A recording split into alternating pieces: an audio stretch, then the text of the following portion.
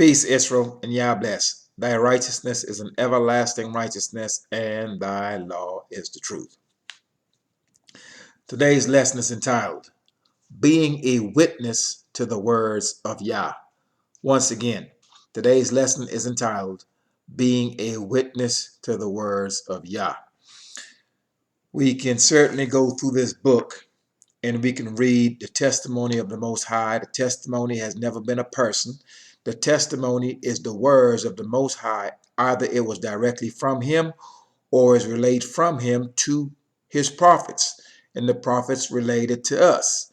Now, we were to bear witness to all that was said and all that was spoken of by the prophets. Israel is supposed to be his witness.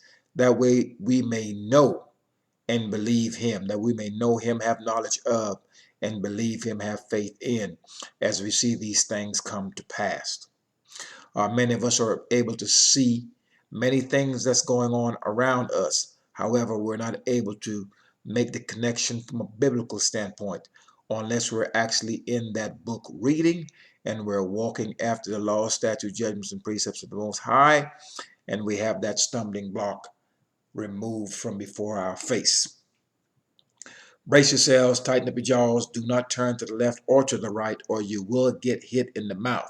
We are to walk the straight and narrow way of the Most High's commandments. We're not to deviate to the right hand or to the left hand. All right, let's begin this lesson in Deuteronomy. We will read out of the book of Deuteronomy starting out. We will start out at Deuteronomy chapter 4. Deuteronomy chapter 4. And we will read verse 27. And verse 27 of Deuteronomy chapter 4 reads, And Yah shall scatter you among the nations, and ye shall be left few in number among the heathen, whither Yah thy strength shall lead you. So the house of Israel, it was instructed to us that we would be scattered to the many nations, to the four corners of the earth, and we will remain there few in number. We are the minority in the many nations in which we dwell. Though there may be individuals and different types of people that may look like you, they may not be of the house of Israel. We have been scattered to the four corners of the earth, and there are individuals that may look like us that are not us. And I say that to stress this point. There are times where you may be looking at a man that has all the appearance and the attributes of a quote-unquote black man, and you're thinking that he is of the house of Israel, and you may try to speak to him these righteous words of the Most High, and he may totally reject it, and you may be disheartened by it, thinking that you're speaking to a man of Israel that may not receive or refuse to receive or hear the words of the Most High. It can very well be that he is not an Israelite. It could be that he is, and he is just rebellious, as we have been told from the days of old by our prophets. So the appearance of a man does not necessarily identify his nation.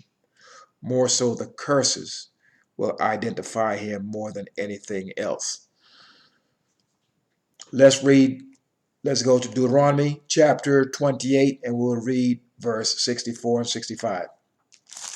So we can bear witness that we have been scattered. We are a people that's been robbed and spoiled, scattered to the four nations, and we have had our names, our heritage removed, and our position from being the lead of all nations to now we are the bottom of the barrel of all nations.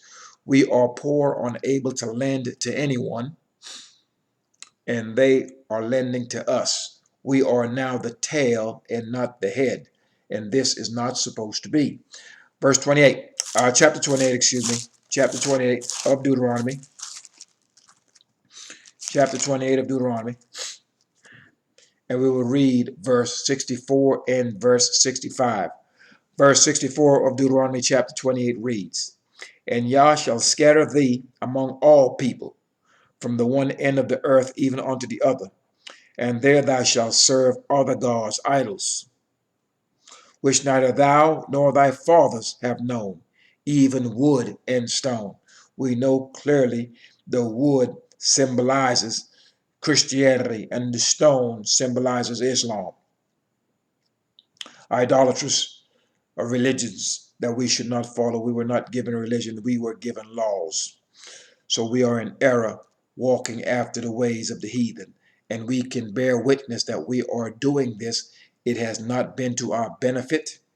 It has been to no avail for us to do this, for we are still at the bottom. Verse 65. And among these nations shalt thou find no ease, neither shall the sole of thy foot have rest. But Yah shall give thee there a trembling heart, and failing of eyes, and sorrow of mind. So in these nations, we were told by Moshe, once we have been scattered, that we will have no ease. We will be suffering from sorrow of mind. So as we look at this particular scroll, we're seeing we're a trembling heart. We will be fearful of our enemies, failing of eyes, and sorrow of mind. We'll be sorrowful people, a downtrodden people. It says clearly here that we shall find no ease. Ease is akin to peace, meaning we will have no peace in these lands. Clearly, we can understand how we will have no peace, because the only way that the house of Israel or anyone is granted peace, and peace is the absence of war. Peace is the absence of violence. Peace is the absence of affliction. So the only way that anyone can be granted peace, they must first walk within the confines, the boundaries of the Most High's laws, statutes, judgments, and precepts. So since we were kicked out of the land for disobedience, because we refused to walk after the way that is right, we are kicked into these many nations of people who are not doing anything that is right. And therefore we will follow after these people and their falsehood. And therefore, if we take a hold of vanity, we take a hold of idolatry, we take a hold of all of these worthless, vain imaginations of our enemies, it will profit us for nothing. And we will never be granted peace, for there can be no peace if you're walking outside of the confines of the Most High's laws, statutes, judgments, and precepts. So therefore, we will have no peace, we will have no rest. There will be no justice, and there certainly will be no equity. Now, let's move down to Ezekiel. Ezekiel chapter, before we go to Ezekiel, let's go to Nehemiah.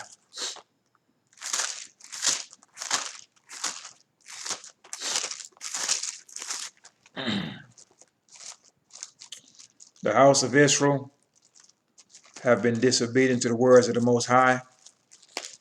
We have chosen our own way, and now we are taking the brunt of that blow, and we must consider our ways and our doings, and we must make them good. There is no choice in the matter.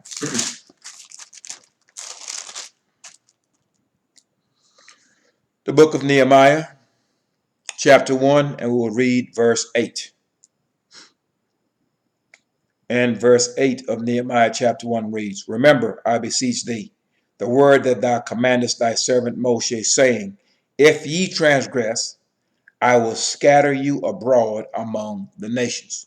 So, we're seeing clearly here that if we were to transgress the laws, statutes, judgments, and precepts of the Most High, then and only then will we be scattered among these nations, and endure these hardships, endure this evil that the Most High has sent after us. So we understand clearly what has been the cause of our demise, because many of our people are sitting in these many nations, and they can see where they have it extremely hard, much more so than the people around them.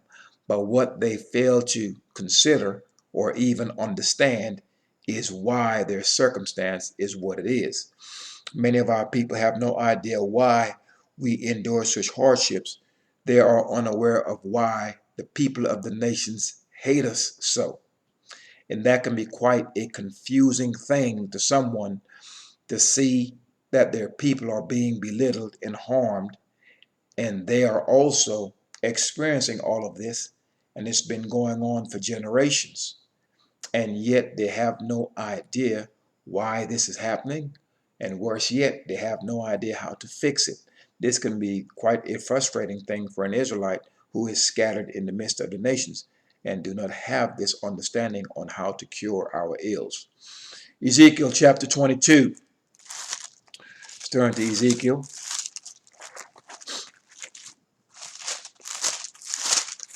Ezekiel chapter 22, and we'll read verse 15. Ezekiel chapter 22 and verse 15 reads, "And I will scatter thee among the heathen, and disperse thee in the countries, and will consume thy filthiness out of thee." So we have been scattered into these many nations. And while we're here, no ease, no rest. We are here under punishment. And just as when we were in the wilderness for 40 years, the same thing was done when we were in the wilderness.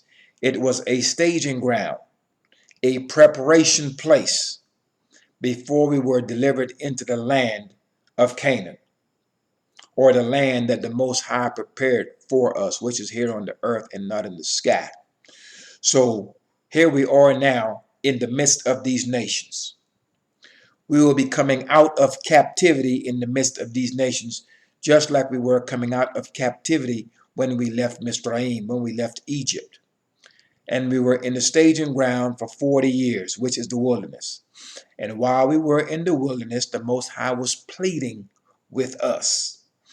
And while he was pleading with us, this was not a conversation. He was killing us, breaking us off in the wilderness.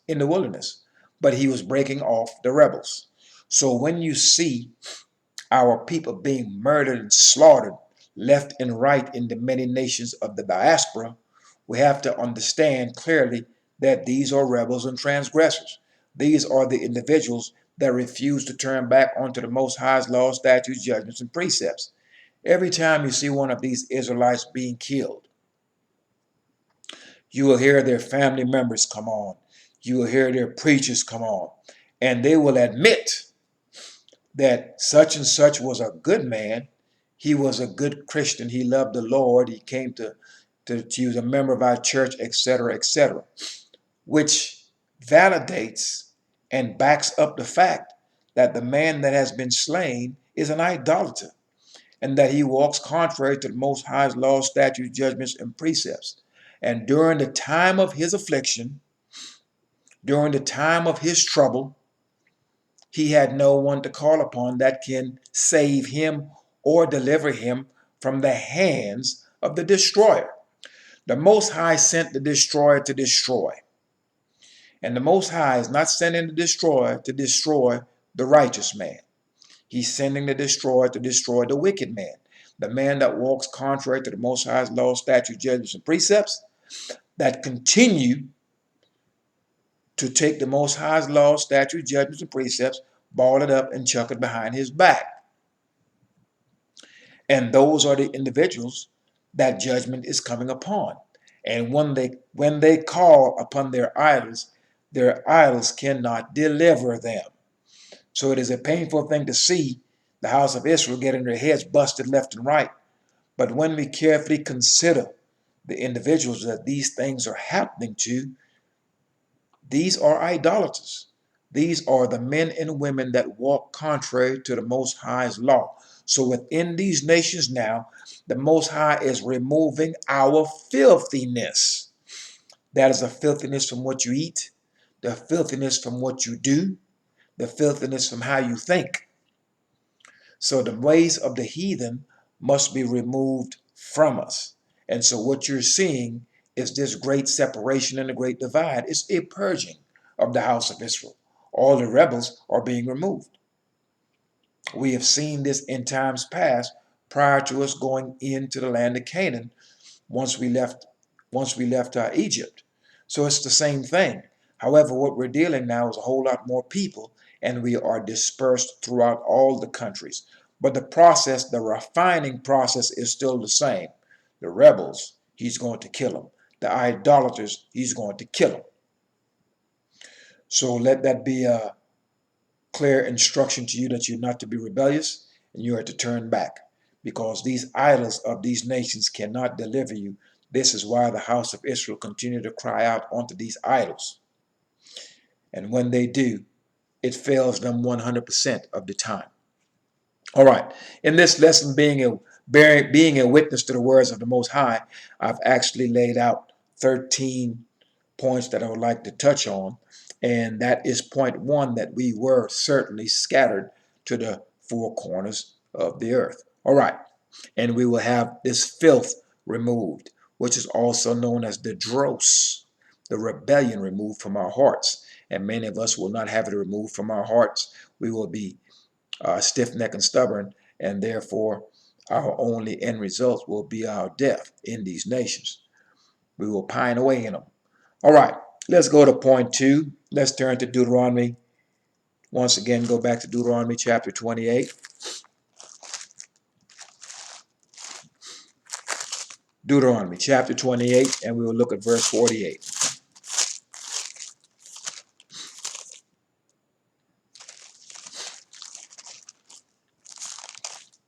All right, Deuteronomy chapter 28, and we will look at verse 48.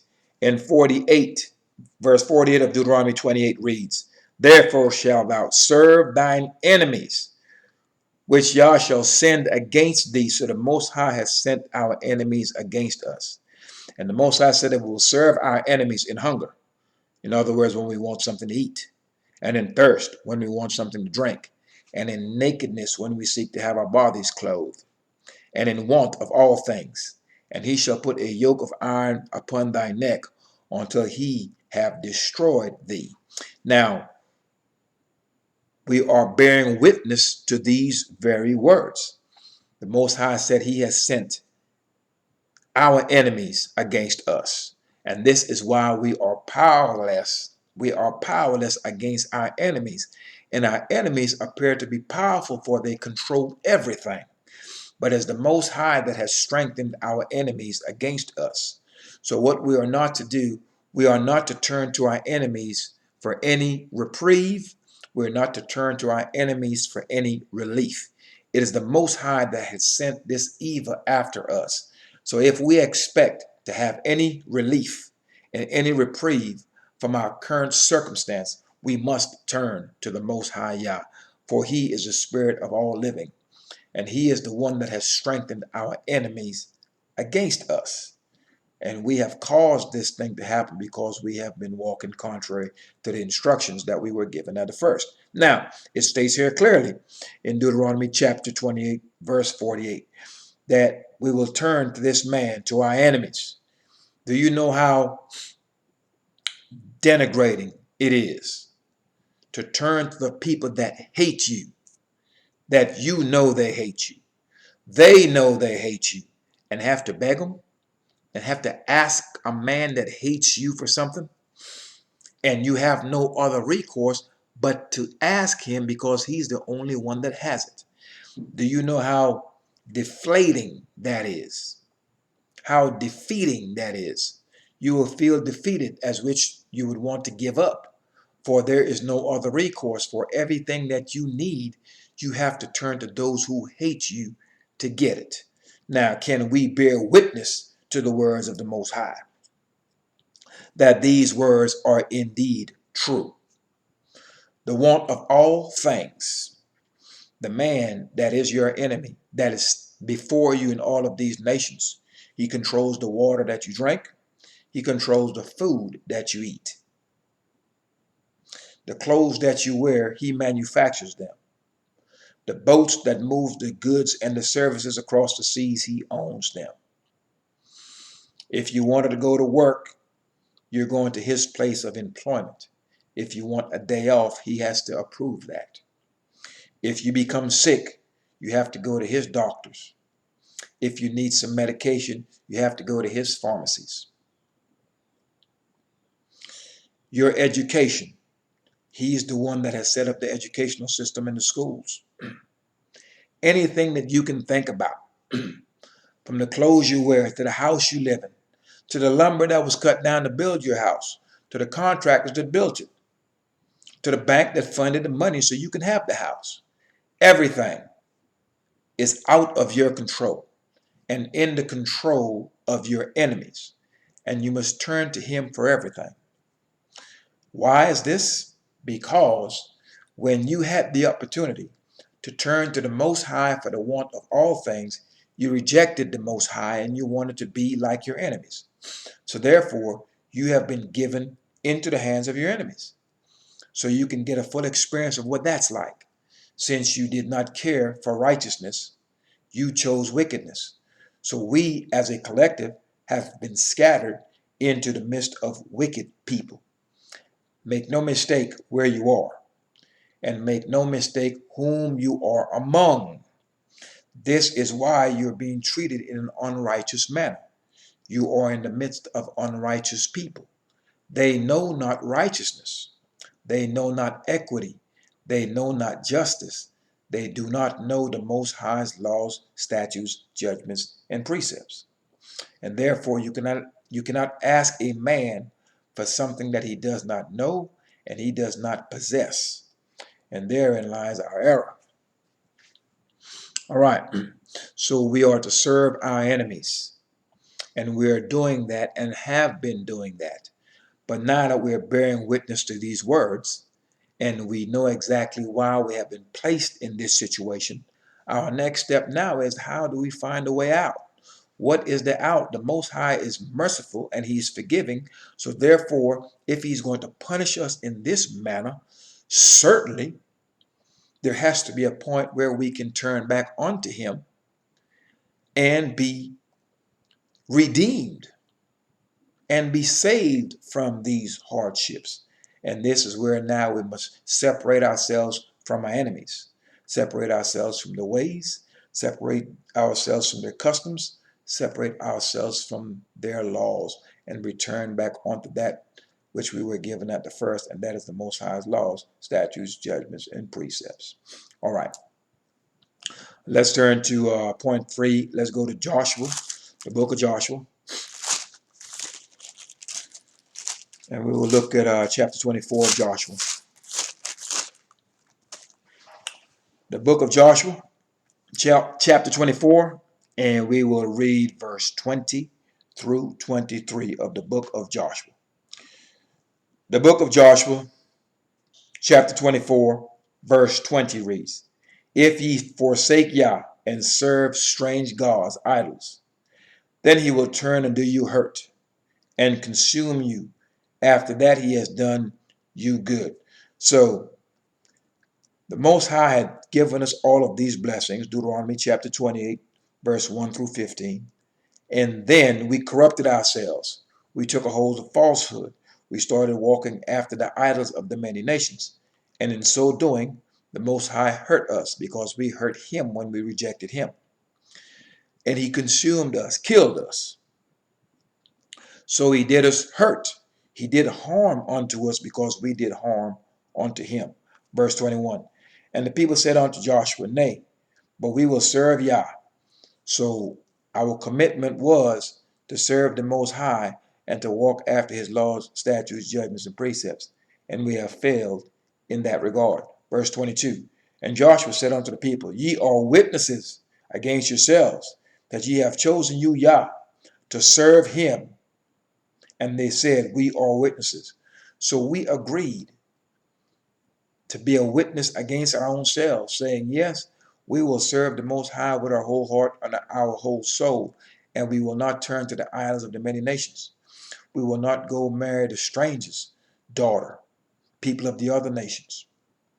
We will not go to their churches and their synagogues and whatever else that they're doing. We will not walk after the way that we were not given. We were not given these ways. So we had made a promise, a covenant with the Most High, that we would do as he commanded us, and we have broken that. Verse 23. Now therefore put away, said he, the strange gods, these idols that you have, which are among you, and incline your heart unto Yah, the strength of Israel.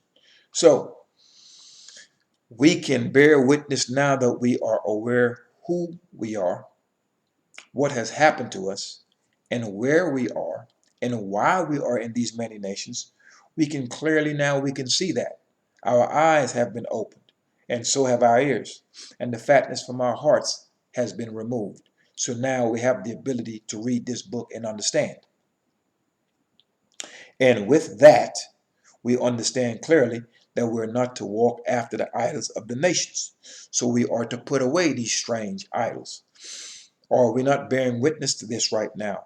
There are many of you at this channel who have heard the words of the Most High and have taken the JC crosses off of your necks. You have taken the statue of JC out of your homes.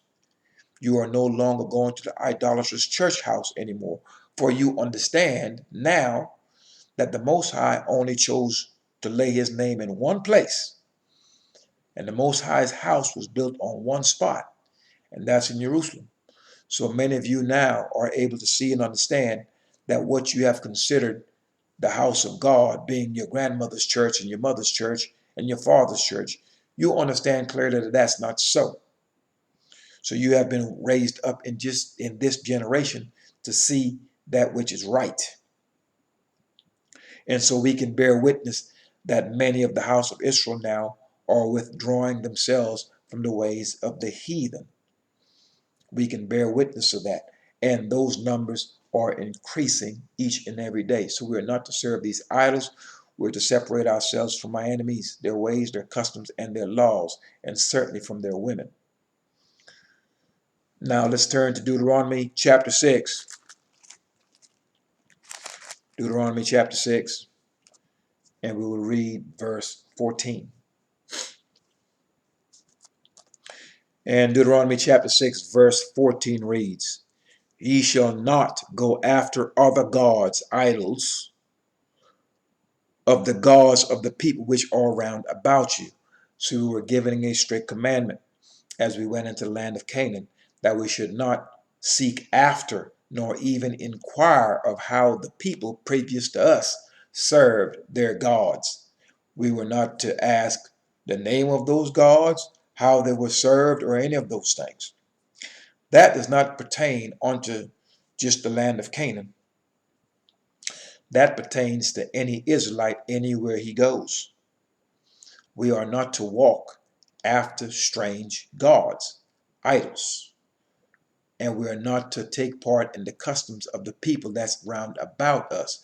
We have been scattered into these many lands, and the people that are round about us have absolutely no boundaries. When we look at the law, statutes, judgments, and precepts of the Most High, we can see clearly the Most High has well-established boundaries, clear-cut boundaries. The many people of the nations have what I would call blurred lines. There's no clear distinction between good and evil. There's no clear distinction between righteousness and unrighteousness. They have caused and called the bitter sweet and the sweet bitter. They're totally confused. Blurred lines. The house of Israel is not to be so. We have strict commandment, narrow commandment by which to maneuver. So we are clearly instructed not to go after the gods of these many peoples. Yet we are in these nations going after the gods of the Arabs. We're in these many nations going after the gods of the Jews, whomever that is. And we're also going after the gods of the Christians, the Romans, whomever that is. And you clearly know who these people are and what they have done to our people. So there's no righteousness in the individuals that we are in the midst of. For if they were righteous, we would be treated with equity and we would be treated with righteousness. We see clearly the unrighteousness of the people whom we are among. We can see and bear witness to this each and every day. All right, let's turn to Isaiah chapter 54. Isaiah chapter 54. And I want the children of Israel to know, as we continue to pull away from the heathen, we will rise. As we rise, they fall. So it will be a battle of attrition now, to where as we start to pull away, The heathen are going to do their best to ensure that you cleave unto them. However, the children of Israel, and also the stranger that is of a contrite spirit, you should know clearly that you're not to cleave unto our enemies. And when it pertains to the children of Israel, as it pertains to the children of Israel, our enemies are those who have brought harm unto us, those who have enslaved us, raped us, murdered us throughout the earth. These are the Christians who are Romans and Catholics. They're all the same thing. These are the Muslims too. They have done the same things to us. So none of these people are our friends. In fact, they are our enemies. And as we seek to pull away from them, they will do their best to ensure that we don't. So here you have a group of people that have demonstrated nothing but hatred towards us for centuries. We are useless. We are dummies. We are monkeys and everything else that you can think about. Watch that these very people who hate you and think that they're smarter than you and think that they are above you and that you are beneath them. Watch what happens as we continue to separate ourselves from them. If we are so worthless and so meaningless, why then do you seek to keep us around and seek to keep us following after your ways? So you will see the importance of a man of Israel and a woman of Israel who are walking in righteousness. As we begin to separate ourselves from these people, you're going to see that if we are so worthless, why is it that they are doing their best and will continue to do their best to do things to entrap us, to keep us in their midst? For we cannot walk with our enemies and walk with the Most High. Our enemies are the enemies of the Most High. And these are the things that we must remember. Our enemies do not walk in the ways of the Most High, do not walk in his laws, statutes, judgments, and or precepts. And that pertains to the children of Israel. Now, to the stranger that is of a contrite spirit. If you certainly have read this book and your eyes have been opened to where you can see clearly what is righteous and what is not, then what you are to do, you're to turn to the Most High's law, statute, judgment, and precepts with your whole heart and your whole soul. And you are to separate yourselves from the people, from your own people who are walking in idolatry and who are walking in unrighteousness. It is simple as that. So the stranger is going to realize clearly who he is. He's going to realize what his people have done. And the only way that he's going to save himself and potentially his house is he's going to have to make a 180 and separate himself from his own people who are walking contrary to the Most High's law, and he will have to take a hold of the Most High's covenant. So it is really that simple as it pertains to that. Now, Isaiah, once again, we're at Isaiah 54. Isaiah chapter 54.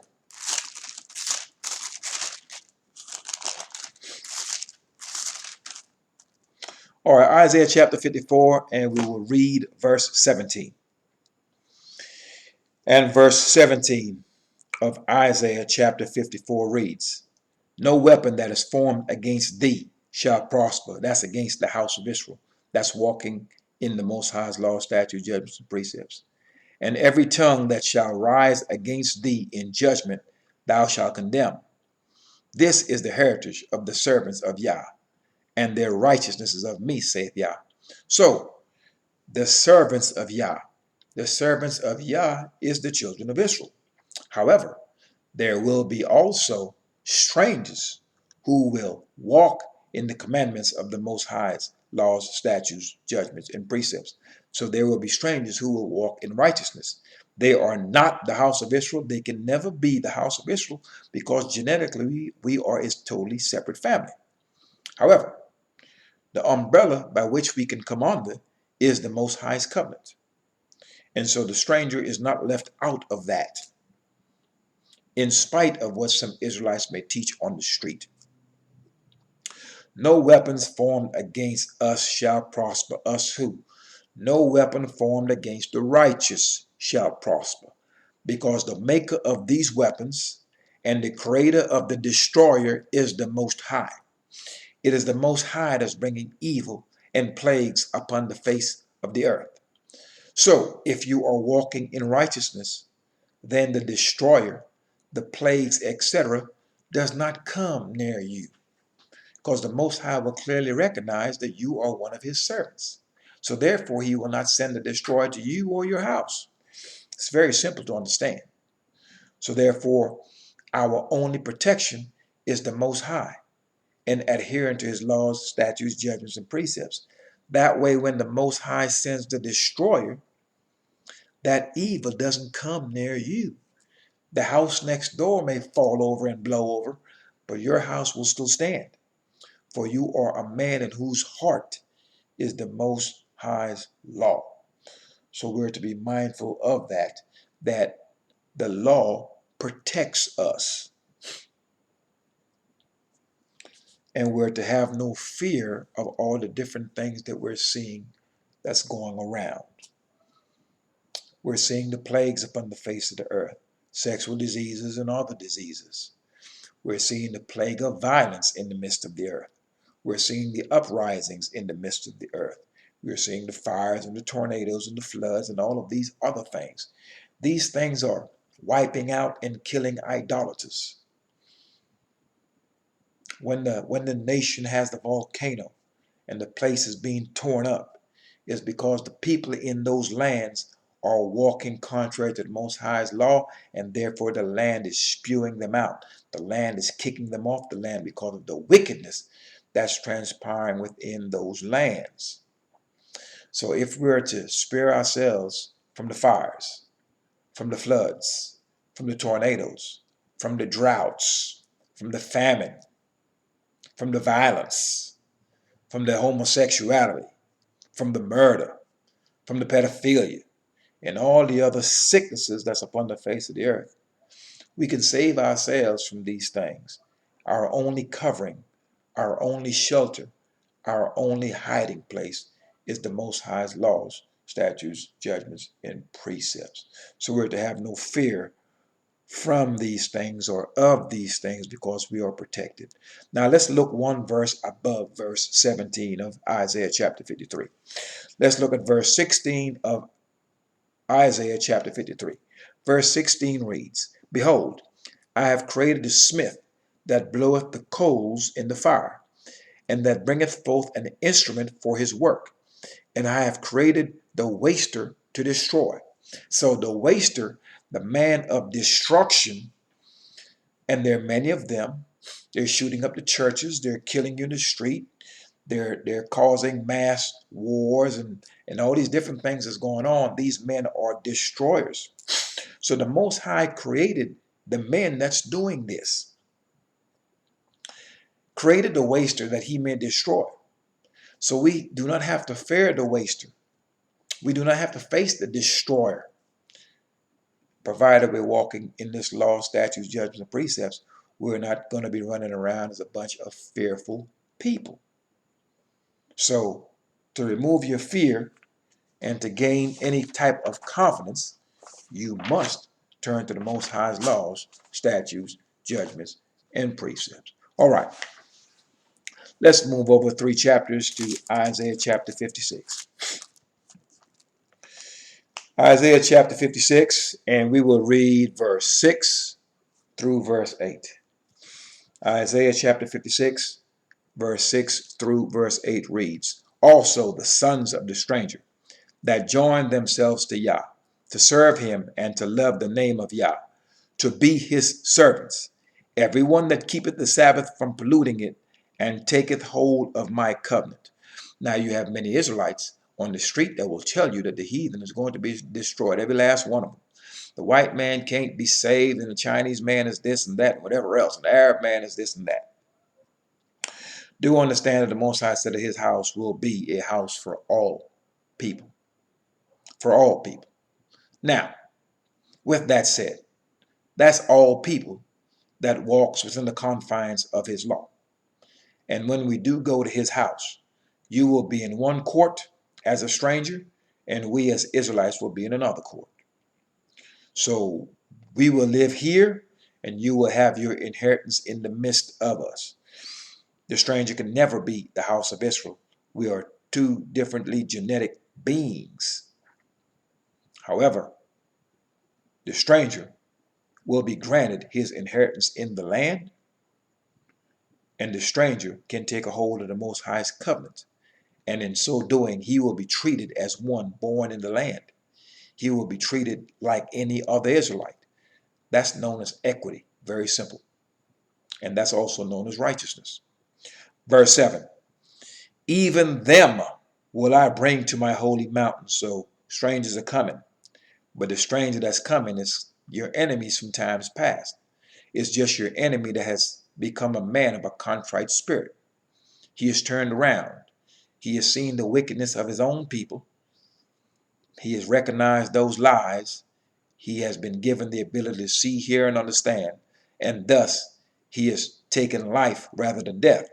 He has chosen the Most High's law, statutes, judgments, precepts over the lies and the falsehood that his people have promulgated. Once again, verse 7. Even them will I bring to my holy mountain and make them joyful in my house of prayer. These are strangers we're talking about. Their burnt offerings and their sacrifices shall be accepted upon mine altar. So these strangers are going to be able to bring offerings to the sons of Levi, that the priests may present it up to the Most High on their behalf. For mine house shall be called an house of prayer for all people. Once again, that all doesn't mean anybody. It simply means you can be of the house of Israel or not of the house of Israel, excuse me, and your prayer can be brought up before the Most High. But you're going to be one that is of a contrite spirit that walks in the laws of the Most High. And if you do not follow these laws, statutes, judgments, and precepts of the Most High, this doesn't apply to you. In fact, you'll be killed. Verse 8.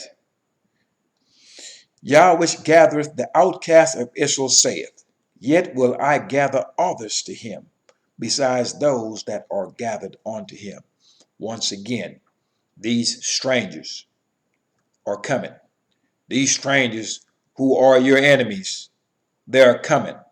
But they're coming because they have been stripped of everything. They're going to realize that the God that they have been calling on cannot save. They're going to realize that you are the children, you are the seed which Yah hath blessed. They're going to realize that you are the sons and daughters of the living God, or the creator of the heavens and the earth. They're going to be fearful of you. They're going to be fearful for their lives. They're going to turn their whole life over to the Most High, to his laws, statutes, judgments, and precepts, and they will walk in it. And only those individuals that do such a thing, whether they be Israel or not, only those people will be allowed to enter into the land. So the strangers will keep the law. So when you hear all the strangers are evil, oh, they're evil, all right. However, all of us that were kicked out into these lands that are Israelites, we're evil too. That's why we're here. However, as the Most High pours out his Spirit upon all flesh, every last one of these people are going to be given an opportunity to turn. They will all hear of the Most High's wonders. They will all hear of the Most High's people. They will all hear of what the Most High did to his people. They will all hear how to identify the Most High's people. They will all hear of what they have done to the Most High's people. They will all hear about what the Most High will do to the people who have harmed his people. So they're going to know what their end result is going to be. And they're going to have a choice. Well, do I continue to harm the sons and daughters of the living and true Creator? Or do I turn and do that which is right and save myself and my house? And that is going to be the choice presented to all the heathen, as well as to the children of Israel. How are they going to know these things?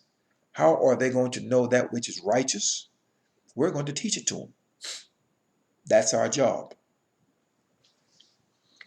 All right, now, let's move over to Isaiah chapter 57. One chapter over. Isaiah chapter 57, and we will read verse 12 through 14. Isaiah chapter 57, verse 12 reads, I will declare thy righteousness and thy works, for they shall not profit thee. Those of us who have taken hold of these idols, it's like taking hold of an empty bag. As we continue to cleave unto the heathen, thinking that if we marry them, somehow we're going to upgrade ourselves. If we have mixed babies with them, somehow that's going to upgrade the babies. These things ought not to be done. I mean, at all. We were strictly instructed not to do these things. So we were also instructed not to take a hold of their idols and their graven images. And we have done all of these things, and these things are all profitable for nothing. You're going to be left holding the empty bag if you continue to pursue after this. Verse 13, when thou criest, let thy companies deliver thee. In other words, let these idols deliver you during your time of trouble. But the wind shall carry them all away. The wind shall carry them away. These vanities of yours that you have placed your trust in. Vanity shall take them. But he that putteth his trust in me shall possess the land and shall inherit my holy mountain. Once again, the only ones that's going to be allowed to dwell with the Most High is going to be those that are of a contrite spirit. Those that have placed their trust in the Most High. How are you going to place your trust in the Most High? By doing exactly what he said to do. So every time you decide to keep the Most High's Sabbath, keep the Most High's Day of Atonement, when you wear your clothes is not mixed linen. You're not laying down with the stranger at all. You're not eating shrimp, crab, lobster, pig feet, any part of the pig, alligator, or anything else. You're not eating any unclean foods. So when you decide to make the lifestyle change, to walk within the confines of the Most High's law, statutes, judgments, and precepts, and to do it, that is you placing your trust in him, that what you're doing is right, and that what you're doing will have a final reward in the end. That's you trusting him. It's not blind trust. It's me trusting you in my heart and in my spirit, trusting the Most High with your heart and in your spirit, and doing. So you have to do something too. It's not just sit there, I'm just going to trust in the Most High and just do nothing and somehow hope to be delivered. It is your actions that deliver you, not your thoughts. So be mindful of that. All right. Verse 14. And shall say, cast ye up, prepare the way, take up the stumbling block out of the way of my people. What is the stumbling block in the way of the Most High's people, Israel, that has been scattered to the four corners of the earth? The stumbling block is idolatry. For if you have that stumbling block before your face, or that stumbling block within your heart, you believe in JC, and you have statues in your house, and you're going to church, etc., you will never be able to understand his word. When you put away these graven images, you put away these idols, you separate yourselves from the heathen, their ways, their customs, and their laws, and their women. Once you make that separation, and you become a separate people like we were instructed, and we turn to the Most High with our whole heart and our whole soul, then he will remove the blinders from our eyes, the stoppers from our ears, and the fatness from our hearts, that we may then understand his word when we go into this book. And then as you read this thing and you understand it, then you become embarrassed, ashamed, and disgusted for your actions in times past, because then you realize how you have been in total opposition to the Most High's law, statutes, judgments, precepts. And you have done so unbeknownst to you, because you didn't know, you weren't allowed to see. You had this book in front of you all along. You read it, did not understand it. You were not allowed to see. You were not allowed to understand. And the reason why that was happening is because you had the stumbling block before your face. You had the stumbling block within your heart, and that is idolatry of any kind.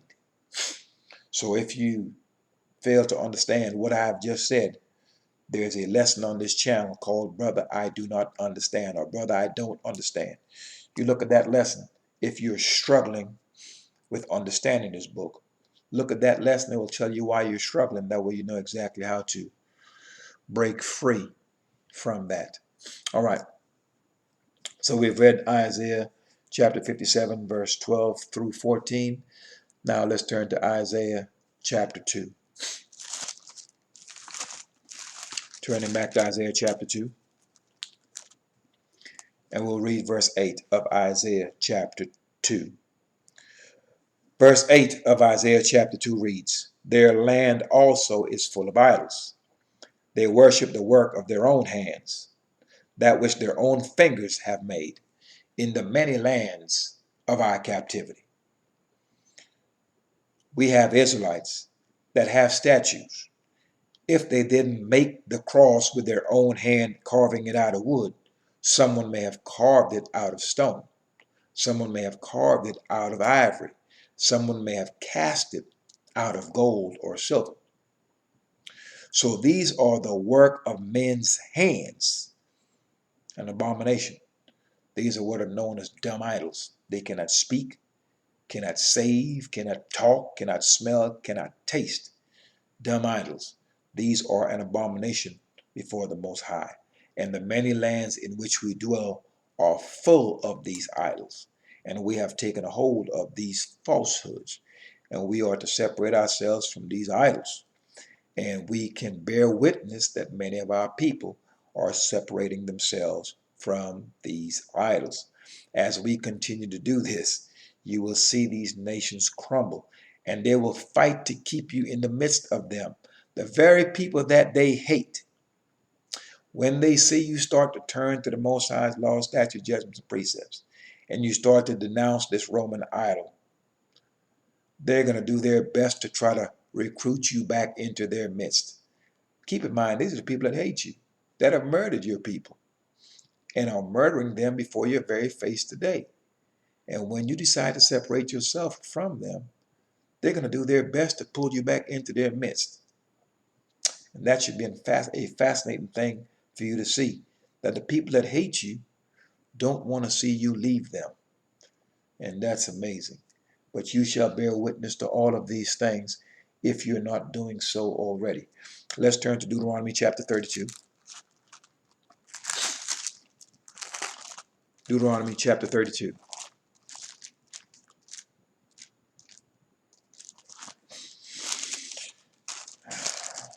Deuteronomy chapter 32, we will read verse 16 through 20. Deuteronomy chapter 32 and verse 16 reads, "They provoked him to jealousy with strange gods, idols. With abominations provoked they him to anger. Not only did we provoke him in times past to anger with abominations and with idols and with strange gods, we're provoking the Most High today with the same vanities, with the same nonsense. Running around talking about God's son is JC, and you have a cross swinging on your neck and a cross in your house, and you're going into some idolatrous church talking about you're in the house of God. You're provoking the Most High to anger with your nonsense." Verse 18. Excuse me, verse 17. Verse 17. "They sacrifice unto devils." Many of you have no idea what a devil is. You think the devil is some figure down in the ground, or some figure that's maneuvering between the ground and the heavens. And you think a devil is someone that's causing you to get killed. And that the devil is making you do this, and the devil is making you do that. Anything that you do is of your own heart's desire. There's no one telling you to kill anyone, and there's no one telling you to molest someone's children, and there's no one telling you to go lay down with another man's wife. And if you're a man, there's no devil telling you to go lay down with another man. And if you're a woman, there's no devil telling you to go down lay down in the bed sexually with another woman. These are your own heart's desires. These are your own heart's desires. So stop looking for ways to blame some arbitrary figure that does not exist. The Most High made it plain in Isaiah 45, verse 7. He made it plain that he does it all, good and evil. He does it all. So there is no Satan causing you to do anything. Anytime you do something that's foul and wicked, you chose to do it. It is that which was in your own heart, and there's no one for you to blame for it. That's why when you do something that's silly, and it's something that's contrary to the Most High's law, that's folly, that's wicked, you pay for it. Satan don't. If this arbitrary Satan that you speak of, if he made you do it, you would think the Most High would make this Satan pay for that, right? But no, you pay for it. Why? Because it was your own doing and it was your heart that led you to do that. If you wanted to seek that which is right, you're going to find it. If you want to seek that which is evil and do it and partake in it, you're going to find that.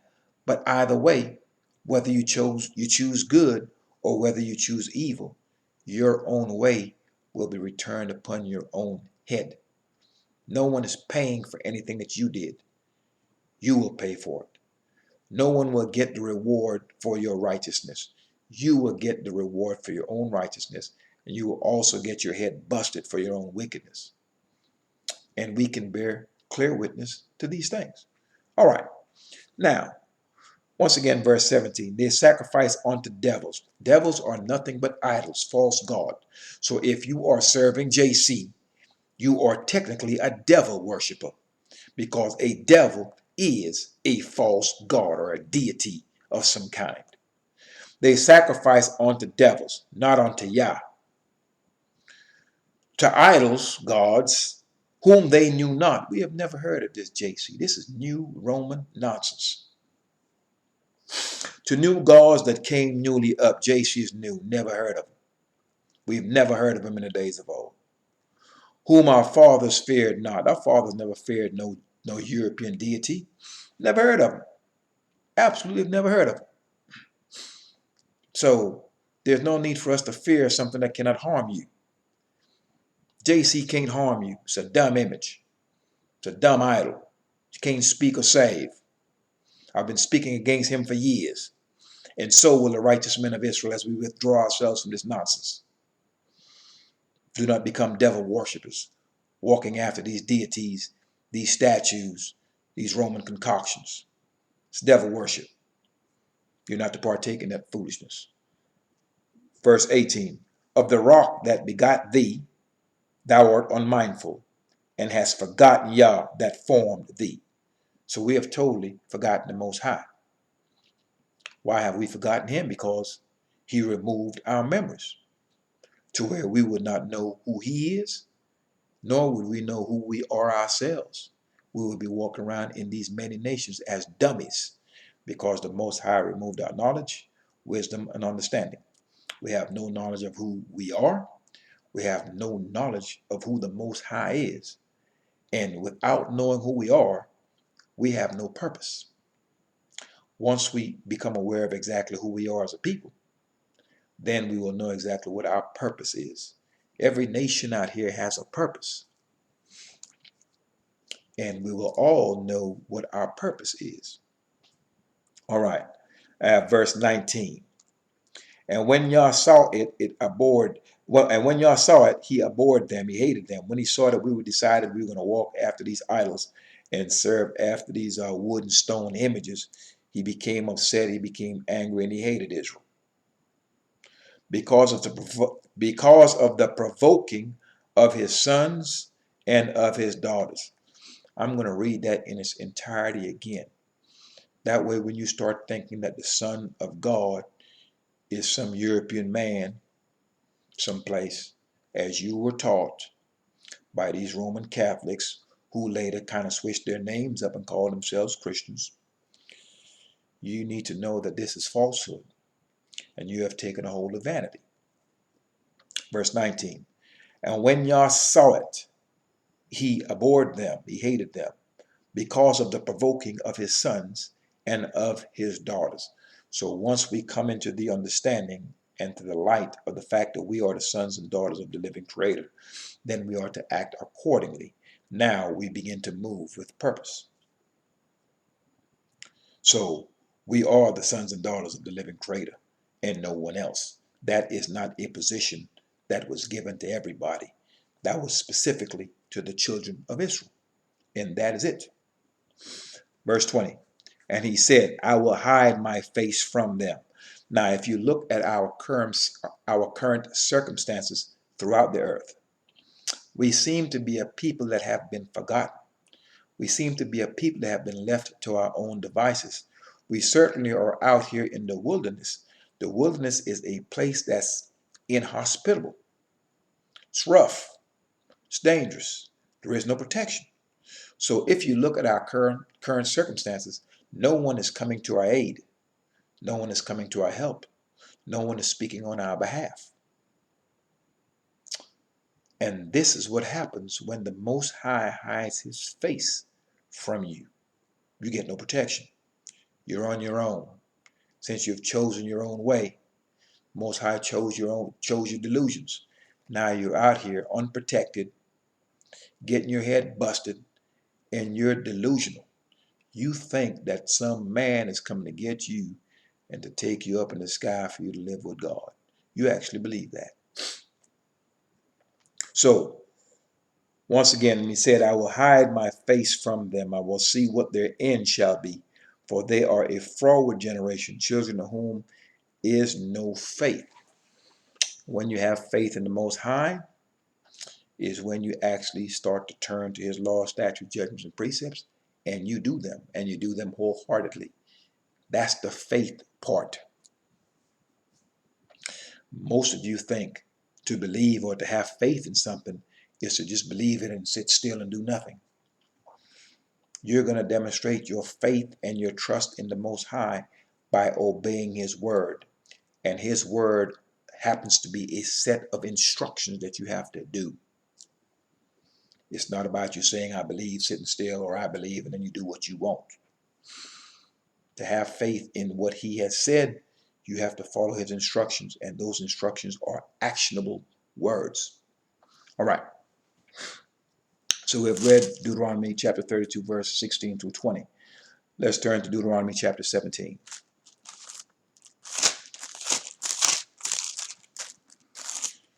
Deuteronomy chapter 17, and we will read verse 14 and verse 15. We have to bear witness to the words of the Most High that we can confirm that his words are indeed true. All right. Here we are, Deuteronomy chapter 17, and we will read verse 14 and 15. And verse 14 of Deuteronomy chapter 17 reads, When thou art come unto the land which Yah thy strength giveth thee, and shall possess it, and shall dwell therein, and shall say, I will set a king over me, like as all the nations that are about me.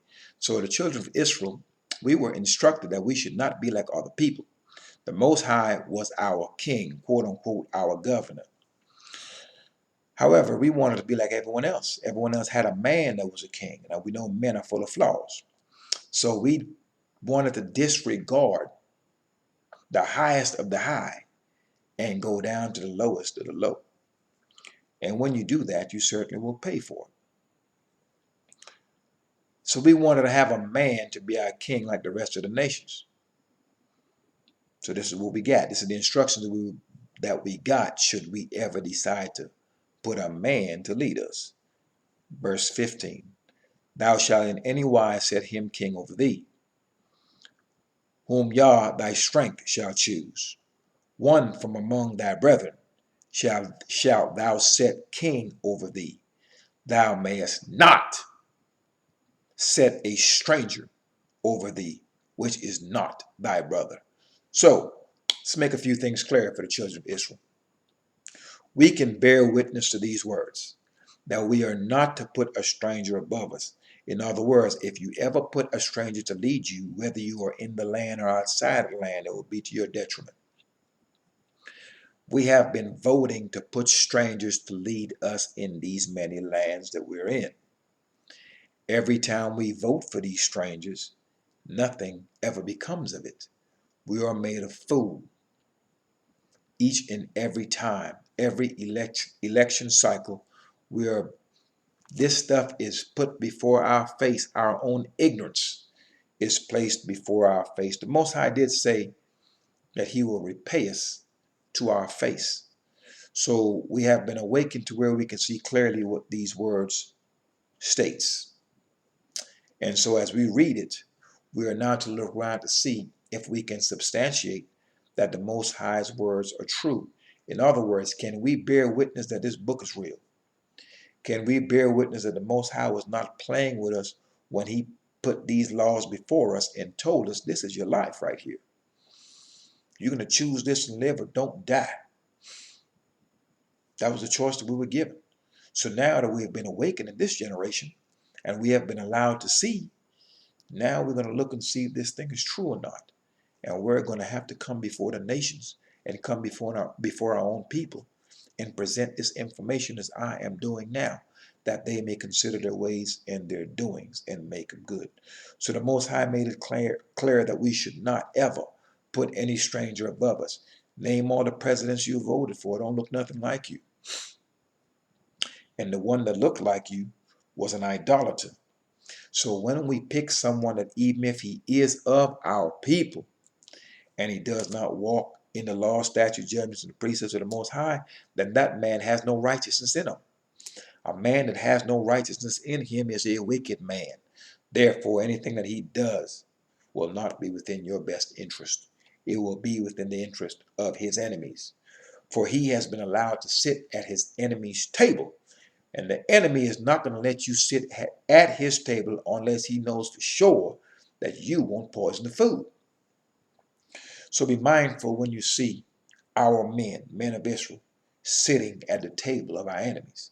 Understand that those men that looks like us, that sits at the table of our enemies, are also enemies unto us.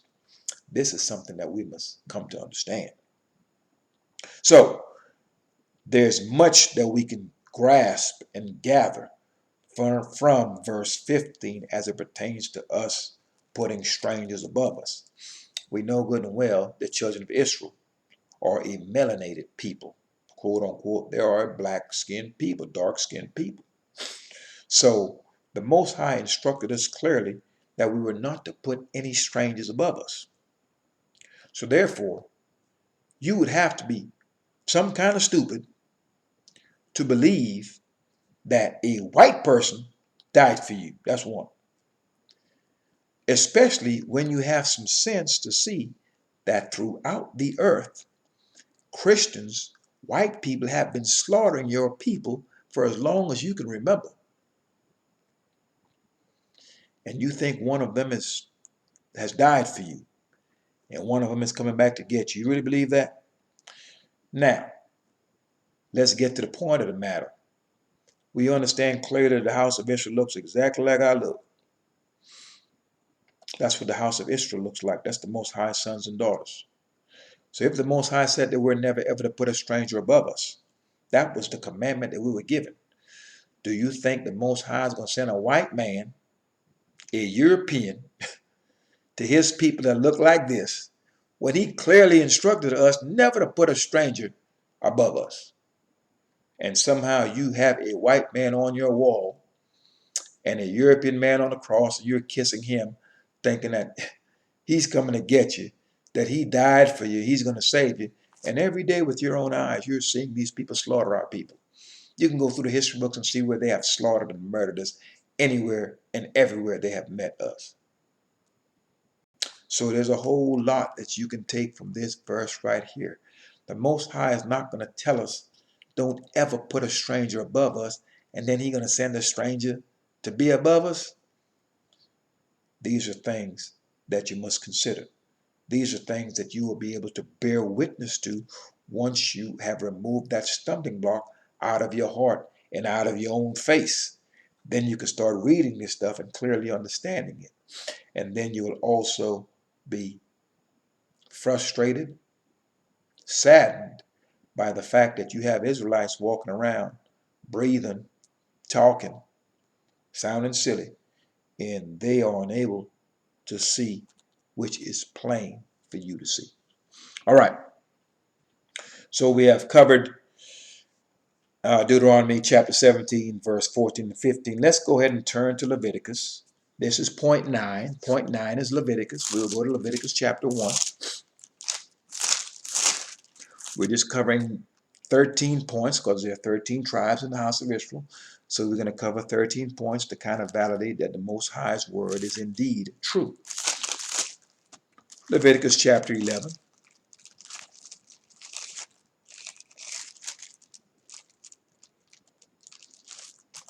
All right. Leviticus chapter 11, and we will read verse 1 through verse 10.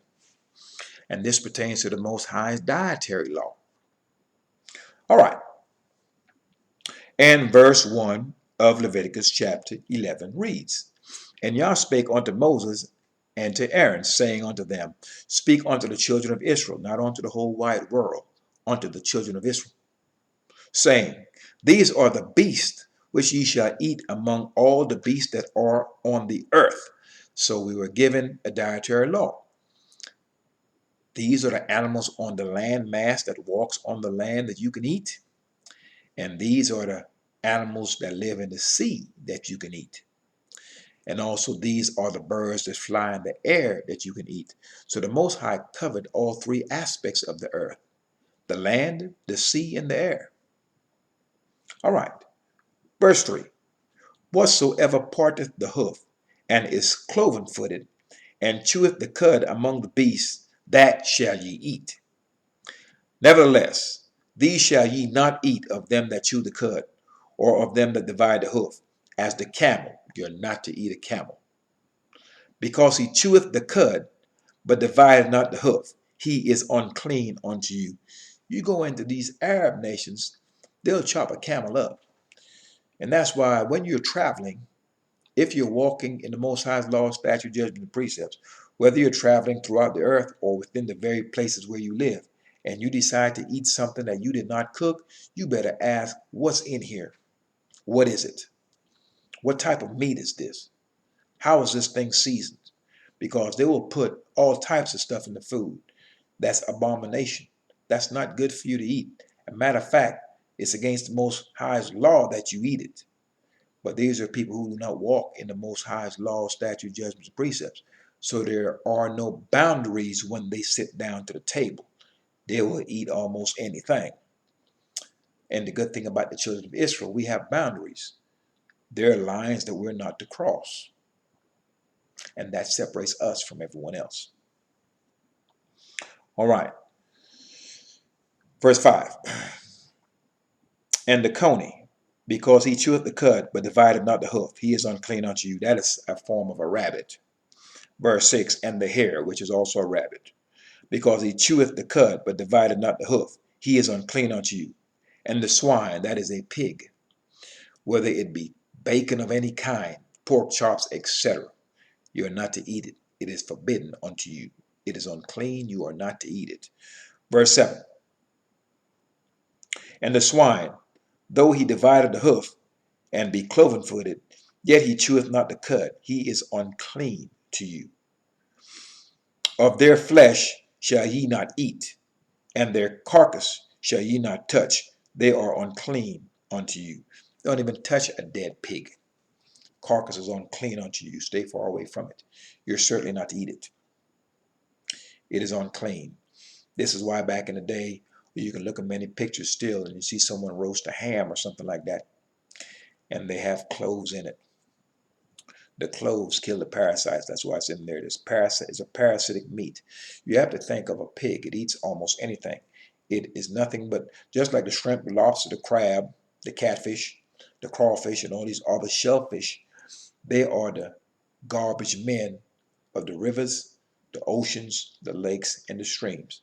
Cleans out all the pollutants and everything else that's unclean. It cleans the rivers. When you eat those things, you're consuming those many pollutants out of the waters. These things are not to be eaten. So do not eat the garbage men of the rivers, the oceans, and the streams. When you eat the shrimp, the lobster, the catfish, the crab, the crayfish, and the crab, and all these other things, That's what you're consuming. You're not to eat it. If the Most High created this body, he knows exactly what makes it function to its optimum. The body is fueled by food. That is the fuel of the body. He knows exactly what is the best fuel for that body to perform to its optimum. And when you decide you want to go contrary to that, then you become sick. You become ill. And then when you get sick, then you go to the doctor, and the doctor will tell you to stay away from these things. So if you're ill and suffering from all manners of diseases, one way to kind of cure that body of yours that's ill is to turn back to this dietary law. It will fix your ills. And as you do this, you will then bear witness to the words of the Most High that there's something to this dietary law. The minute you go and see that your blood pressure's off the charts, your cholesterol is off the charts, and you have all types of health problems, you want to fix that? Cut all this out. Cut out all the mess that you're eating that the Most High instructed you not to eat, and watch your circumstance pertaining to your health change automatically. It'll be almost overnight. And so you just have to do it, not try it. The Most High did not say, I command you to try to do my law. You're to do it. Simple. You weren't asked to do it. You weren't asked to try it. You were commanded to do it. In other words, you have no choice. And if you decide to make up your own choice, you will certainly pay for it. All right. So the Most High said clearly here, let me read verse 8. Of their flesh shall ye not eat, and their carcass shall ye not touch. They are unclean unto you. Verse 9. These shall ye eat of all that are in the waters, whatsoever has fins and scales in the waters, in the seas and in the rivers, them shall ye eat. So if you're going to eat a fish of any kind, anything that lives in the streams, the seas, the oceans, the waters, the rivers, it has to be a fish that has both fins and scales. If it has scales and no fins, cannot be eaten. If it had fins and no scales, you can't eat it. If it has scales and no fins, it can't be eaten. The fish must have both the fins and the scales. So if you can get, for example, a flounder, a salmon, a red snapper, those types of fish have both fins and scales. When you start looking at like a catfish, it has fins, it has no scales. You look at a shark, no scales, but it has fins. So you start to determine what can be eaten and what cannot be eaten. The Most High lays it out. The Most High is not going to cause any confusion as it pertains to his laws. The law is plain. Verse 10. And all that have not fins, and scales in the seas and in the rivers, of all that move in the waters, and of any living thing which is in the waters, they shall be an abomination unto you. Let me read that one more time. Verse 10 of Leviticus chapter 11. And all that have not fins and scales, anything in the rivers, the oceans, the streams, the lakes, and the rivers, if it does not have fins and scales, and they're in the waters or in the rivers, or move within the waters and the rivers, and of any living thing which is in the waters, they shall be an abomination unto you. So if they do not have fins and they do not have scales, they are an abomination unto you. You are not to eat it. And should you eat it, you will see you will have some problems, whether it may be an allergic reaction to it, or cause your blood pressure to go off the charts, your cholesterol and things like that. So much of the illness that you may experience can certainly be attributed to what you eat. And many of us can bear witness to that. So when you do not wait to the children of Israel and to the stranger that is of a contrite spirit, do not wait until you become sick before you take action. Take action now. Let's use the precautionary measures. That way we do not wait until it's an emergency response. Okay, now I have to cut back on this. I can't eat the shellfish. I can't eat the crab. Don't eat it from the jump. And remember, the law, walking in this law, prolong our days. Okay? So as you turn to it, and your life is lengthened, not only will you see a length of life, you will see an increase in the quality of your life as well. There's no need to live to be 100 years old and you're sickly and cannot tend to your own self. Okay, so the goal is we would like to have length of days, but we would like those days to be blessings unto us and not curses. Okay. All right. Let's go ahead and turn to Deuteronomy chapter 23, and we're going to point 10. Deuteronomy chapter 23.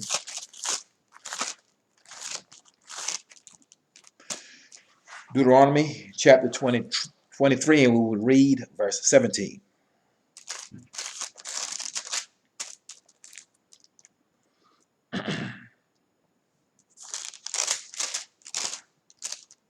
Deuteronomy 23. One second.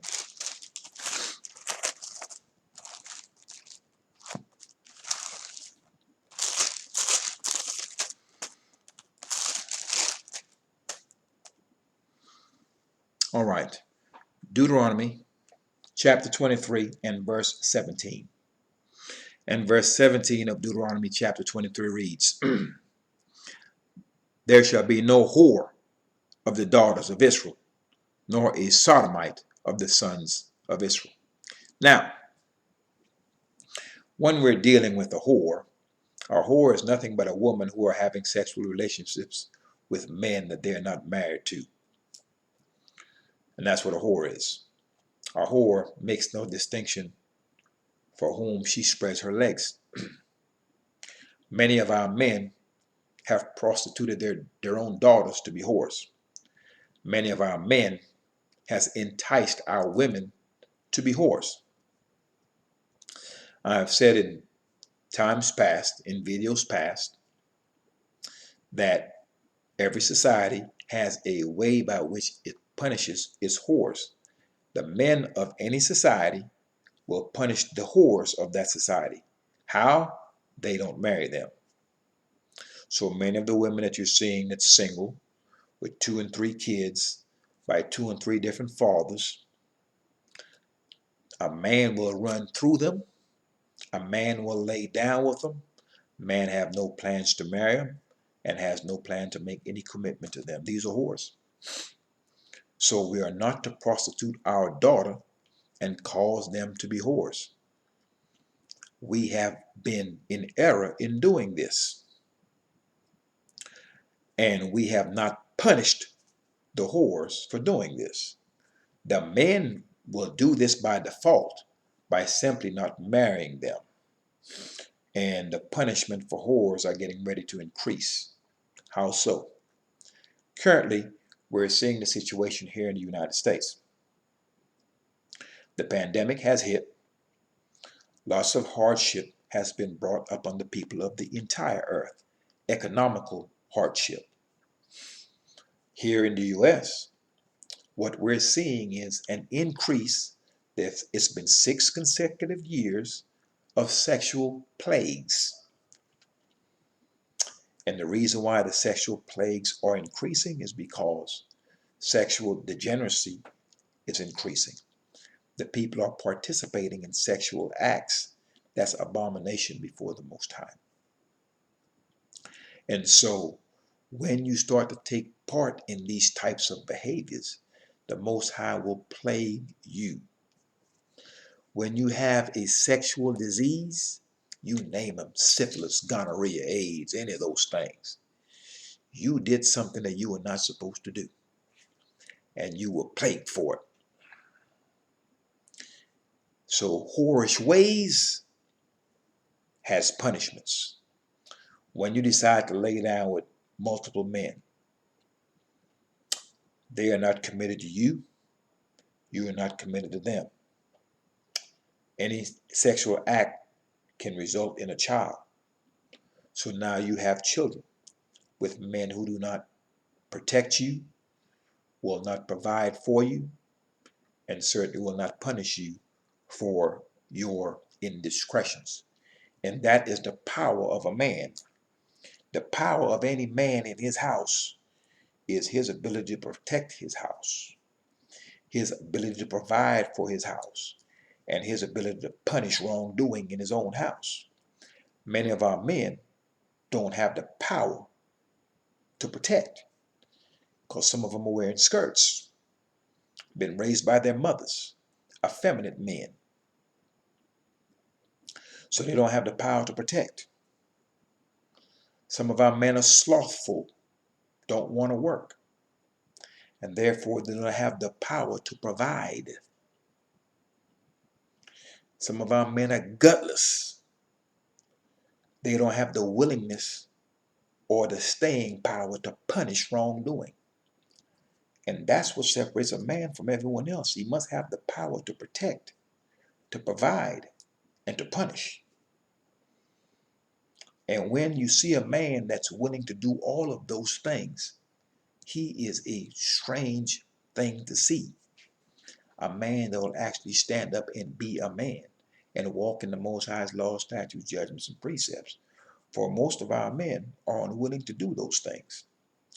And so the whore will not have the luxury of having such a man that has the power to provide for them, a man that has the power to protect them, and a man that has the power to punish them. Men don't care about whores. And so the women that have laid down with every man, spread their legs, full of these diseases, have all of these children, and they are unmarried, have been living on the government assistance, have gone out and have children just so they can be slothful. They can hang out at home and get a check. There are great punishments for whoredom, as the U.S. government is beginning to tell those who are on Section 8, your vouchers are up and you can no longer apply. You've been on food stamps for XYZ amount of years. You have shown yourself to be slothful. You have not gone out and sought a job. And therefore, you're about to lose all of your benefits and there will be no recourse. You cannot come back to the well. It's a difficult thing when you have 2 or 3 children and all of your support has been stripped from you. And there's no man that finds you worthy to protect, to defend, to provide for you, or to punish you. As a woman, you're on your own. So for our women that have participated in these whoredoms, as this economical crunch takes place and job hours are being reduced, some jobs are being done away with altogether, now it becomes important for you to understand that having a man in the house, having both parents in the home, having the protection of 2 paychecks becomes very important. Having a man in that house that will provide, having a man in that house that will protect, because if there's chaos in the streets, you're going to need a man to defend your house. And they're pushing this LGBT mess.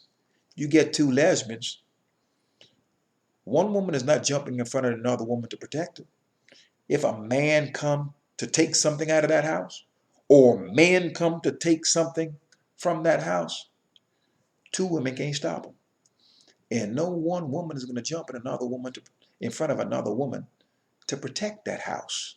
This is the madness of our people. Whoredoms. The whole land has gone to whoredom. That's America. And since the other nations have drunken from the cup of America, their whoredoms is being spread to all the other nations of the earth.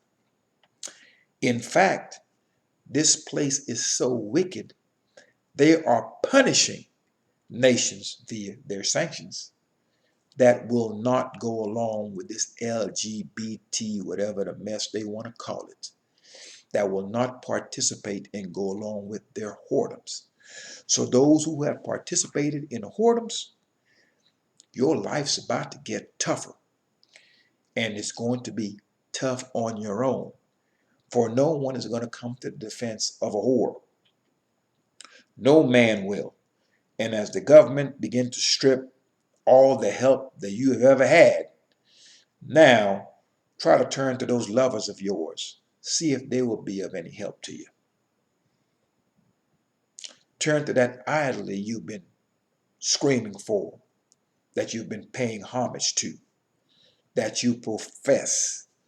Turn to that idol and see if he can get you your vouchers back and your food stamps back when you're homeless and there's nothing for you to eat because you have refused to walk in the Most High's law, statute, judgments, and precepts, and you have taken a hold of vanities. Next, latter part of that verse, nor is sodomite of the sons of Israel. There are to be no sodomites, aka homosexuals, in the midst of our men. A homosexual can lead us no place. He is an abomination before the Most High. It is disgusting behavior. I've said it before and I'll say it again. This is not to be tolerated by any of our men. And our women should not at all have homosexual men in their midst as their friends.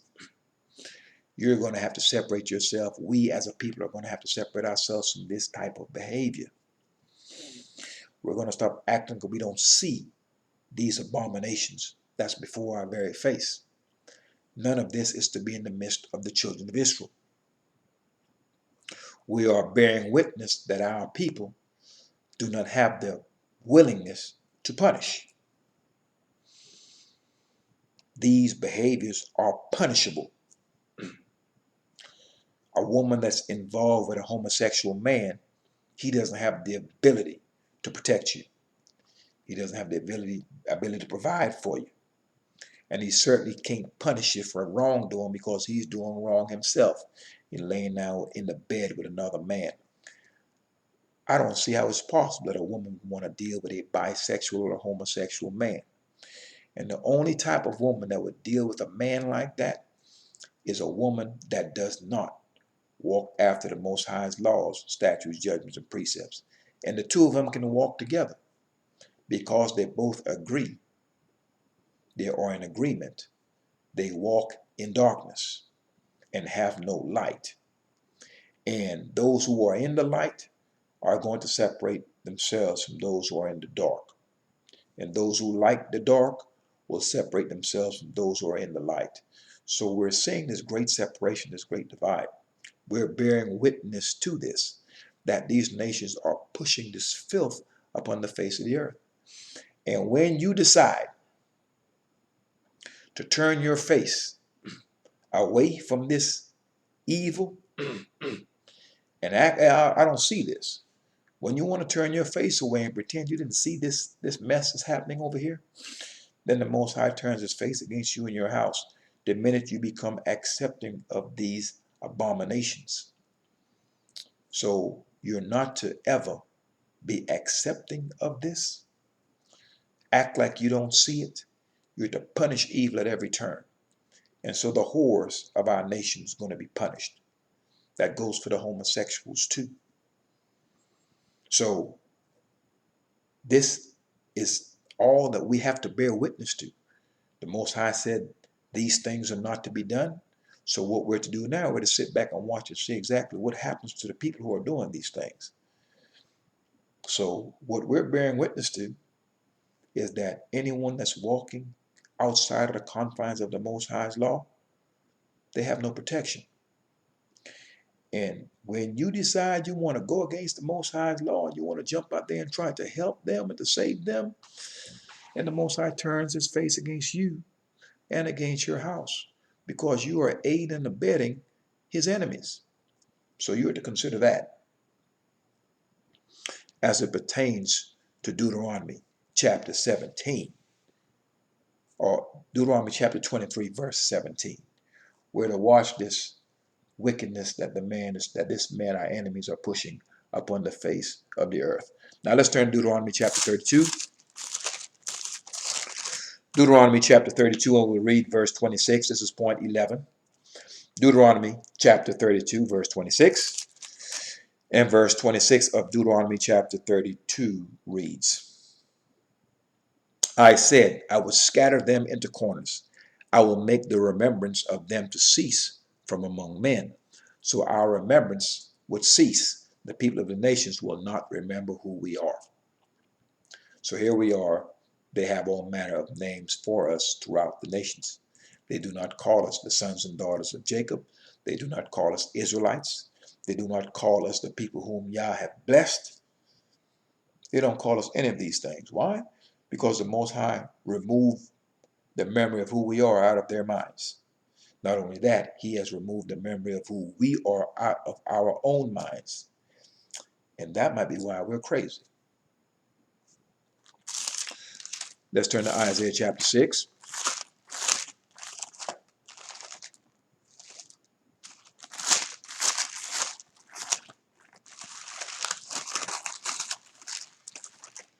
Isaiah chapter 6. Isaiah chapter 6, and we'll read verse 9 through 12. Isaiah chapter 6, verse 9 reads, And he said, Go and tell this people, Hear ye indeed, but understand not. See ye indeed, but perceive not. Make the heart of this people fat, and make their ears heavy, and shut their eyes, lest they see with their eyes, and hear with their ears, and understand with their hearts, and convert, and be healed. Verse 11. Then said I, Yah, how long? And he answered, Until the cities be wasted without inhabitants, and the houses without man, and the land be utterly desolate. Verse 12. And Yah have removed men far away, that there be a great forsaking in the midst of the land. A great forsaking in the midst of the land as we were kicked out of it. The great forsaking is the forsaking of the Most High's law, statutes, judgments, and precepts. They would be the absence of the law. The absence of the law is the absence of light. The absence of light equals darkness. Darkness is akin to sin. So the land will be full of wickedness because the people of the land and the lands of the earth have forsaken the Most High's law. Hence, we are in gross darkness in the midst of these nations. That is why every man of Israel must turn to the Most High's law, statutes, judgments, precepts, that he may bring forth the light unto the Gentiles. All right. Point 12, let's turn to Deuteronomy chapter 30. Deuteronomy chapter 30. We can see clearly that the house of Israel is in disarray. We're bearing witness to that. All we have to do is simply look at how our people act, not only in the city that we live, across the countries in which we live, and across the countries upon the whole face of the whole earth. Deuteronomy chapter 30.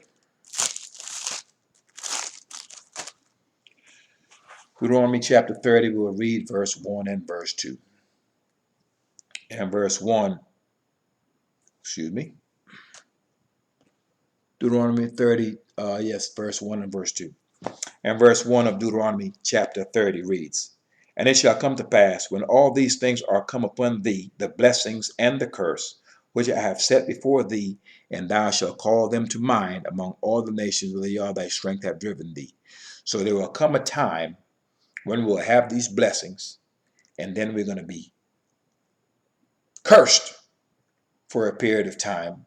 And during the time of these curses, the Most High is going to pour out his Spirit upon us, cause us to remember who we are, that we can now go into this book and do what we're doing right now. We are bearing witness to these words, and that is the awakening of the children of Israel. So as we awaken and we start to call all these things to mind, we begin to recollect and remember. Verse 2, And shall return unto Yah thy strength, and shall obey his voice, according to all that I command thee this day, thou and thy children, with all thine heart and with all thy soul. So, Most High said that we will receive these blessings, and then we will receive these curses. And during a period of time when we are receiving these curses, he will cause the contrite ones, those that are of a contrite spirit, that will seek after his face. He is going to put his Spirit upon us, cause us to wake up, cause us to come up out of our graves, to be alive, to be able to see what has happened. We will be able to understand why it is happening, and we will be given an antidote on how to stop it. and how to fix it and how to repair it. So currently we have seen clearly, and we are currently seeing what is transpiring and why these things are happening. Now, since we have seen this much, it is our goal, or it should be, that we see it through. So if you start to read down to the third verse here in Deuteronomy chapter 30, it states clear that then Yah thy strength will turn thy captivity and have compassion upon thee, and will return and gather thee from all the nations whither Yah thy strength have scattered thee. We have not seen that part yet, but the first part we have, then Yah thy strength will turn thy captivity. We're seeing we are at the beginning stages of the Most High turning our captivity. We're seeing him wreak havoc upon the nations. We're beginning to see the children of Israel are now turning back onto the law, statutes, judgments, and precepts. They are now professing that the Most High is one and not three. We are now beginning to pull out of these idolatrous church houses. We're beginning to understand that Christianity is nothing but Catholicism. We're beginning to understand that it's the Christians, it's the Romans, it's the Catholics that has murdered our people throughout the centuries and continue to murder us today. And so we are waking up to these truths. And as we turn to the Most High's law, statute, judgment, and precepts, we're seeing clearly that the Most High is granting us grace. He's granting us peace. So since we are at this juncture, this is going to increase more and more to the point to where he will break the nations. And when that happens, then we will see this latter part of this verse where he will gather us from the many places where he has scattered us. He hasn't done that yet. We are being gathered now. We're being gathered under the umbrella of the law. So therefore, we have a bunch of Israelites on the internet. We are now beginning to make connections with each other. We're beginning to connect all over the earth. So we're gathering under the umbrella of the Most High's law, statute, judgments, precepts. As he brings these nations to naught, then we are transported, we're taken back into the land that was promised unto our forefathers. We have not gotten to that junction just yet. So we are to remain steadfast within the Most High's law, statute, judgments, precepts. We have seen this much. We are now to see it through. All right, let's turn to Ezekiel chapter 37.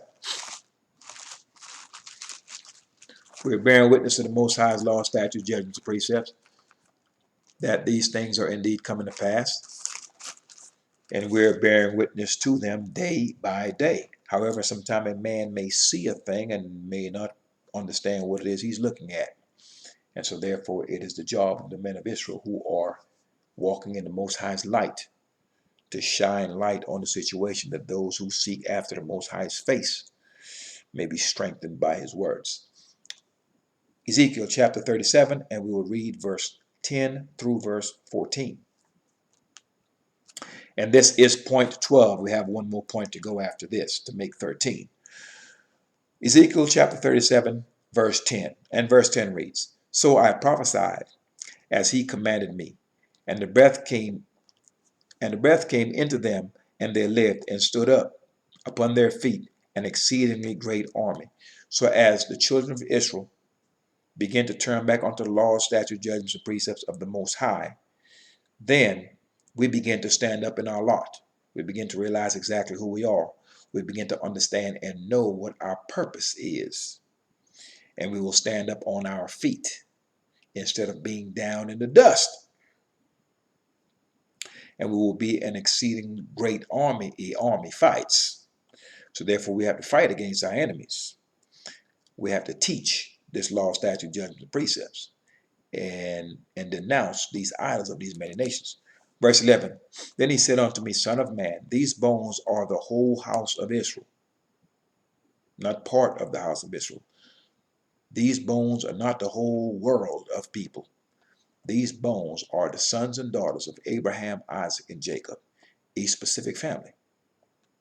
Behold, they say our bones are dried, and our hope is lost. We are cut off for our parts. We have been cut off because we refuse to walk after the Most High's laws, statutes, judgments, and precepts. Thus the Most High turned his face against us. And that's why we feel like we're alone, because no one has come to our aid while we have been getting our heads busted in these nations.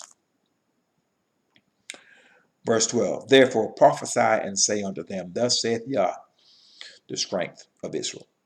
Behold, O my people, I will open your graves and cause you to come up out of your graves and bring you into the land of Israel. All right. To be taken in context, the children of Israel have been walking contrary to the Most High's law, statutes, judgments, and precepts. We have been maneuvering in what is known as the congregation of the dead. We are alive, we're in these nations, but we're eating the crab, the lobster, the catfish. We're going and worshiping after false gods. We're kissing them and talking about we're going up into heaven and all these other things. We have taken a hold of falsehoods and vanity. And once we decide to turn against the Most High's law, statutes, judgments, and precepts, keep in mind that the law is life. So when you walk outside of the law, you're dead. Still alive, you're breathing, but you're dead. You have no purpose. You're not even serving the Most High. So when it says here, then the Most High said, I will open your graves. The graves are these many nations in which we dwell. We have been sent here to pine away, to die. This is the place where the purging will be in these nations. He's killing us day by day. We're pining away. All right. So these are our graves. He's killing us in these many nations. However, when he pours out his spirit upon us and calls us to come up out of the dust, right now we're dead. I know many brothers that I play golf with and deal with on a daily basis. They're dead men, walking around and breathing and they're talking. Could care less about the Most High's law. Don't walk in it, have never considered it. So they're in the graves of these nations pining away and dying. But the Most High said he's going to cause us to come up out of our graves, meaning he's going to pour his spirit upon us. We're going to understand his law, statutes, judgments, precepts. We're going to turn to it, and thus we become alive. And once we, the ones that are of a contrite spirit, he puts his spirit upon us. We recognize what is wicked and what is righteous, and we say, nope, we're not rolling with wickedness. We turn into the Most High's righteousness. Once we do that, then the Most High will take those that are of a contrite spirit, that will take a hold of his covenant, that will take a hold of righteousness.